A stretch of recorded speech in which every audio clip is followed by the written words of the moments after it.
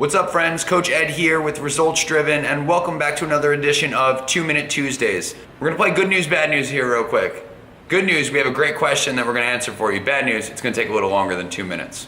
Frimet asked us to clarify how to train for fat loss versus gaining strength and really how to find a balance. This is a great question, but it's not a simple answer. There's a lot of things that matter here. So things like nutrition and recovery, exercise choice, sets, reps, total volume and intensity, all of these things have to be taken into consideration, but we're not going to worry about that until we know you have a solid foundation.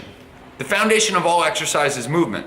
It doesn't matter what your goal is because it's all the same at first. Whether your goal is fat loss or just improving overall strength training is going to be the main focus of what we do. If you want a little more information on that, refer to an article written by Alan Cosgrove, The Hierarchy of Fat Loss. We'll link it in the description. In order to really progress towards fat loss or gaining strength, we need to make sure you have a strong foundation. So really the first step here is to get a movement screen. So get a movement screen done and find out what your priority movement pattern is, the main pattern that we need to improve. As you start to try to improve this pattern, there's 3 things you want to do. The first is to avoid negative input. The 2 most common things we find on the movement screen are an issue with hip mobility or an issue with shoulder mobility. So if you can't touch your toes or your leg raise is subpar or asymmetrical, we would want to make sure we avoid the negative input in this case, which would be things like running. If you lack shoulder mobility, overhead work is probably not the best idea for the time being. Once we make sure we've avoided the negative input, the next step is honor the progression.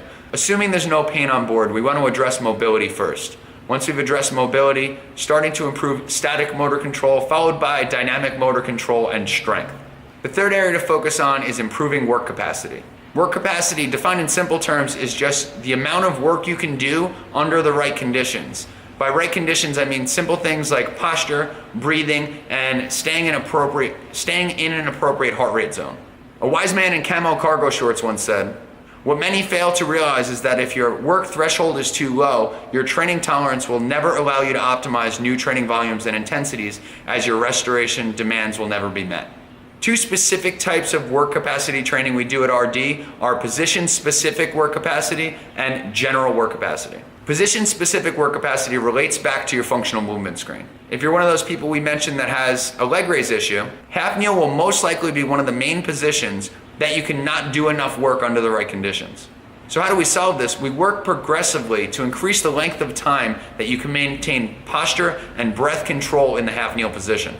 You can start simply with just reaching and breathing, then progress by adding resistance in a slowed, controlled tempo. Movements like the half kneel, anti-rotational press, halos, or chops and lifts are a great start. Once you own this position and these movements, we want to progress by adding speed. A variety of different medicine ball tosses and even half kneeling battle ropes would be appropriate at this time. For general work capacity, we use total body movements that don't require much skill and won't serve as negative input for you given your movement profile. 3 of our go-to moves for most people are sled pushes, a variety of different loaded carries like the farmer's carry, and battle ropes. So moral of the story, whether you're focusing on fat loss or improving strength or even just trying to find the balance between the 2, there are a lot of things that you have to focus on. But don't focus on any of them until you have a strong foundation. So get screened, improve your movement, and make sure you're making small steps to improve work capacity before you try to get specific in your training. If you want more information, check us out at resultsdrivenfs.com and make sure to follow us on Instagram and Facebook at resultsdrivenfs. I look forward to seeing you next week, friends. I will make sure to get this done in 2 minutes next time. I kind of believe that.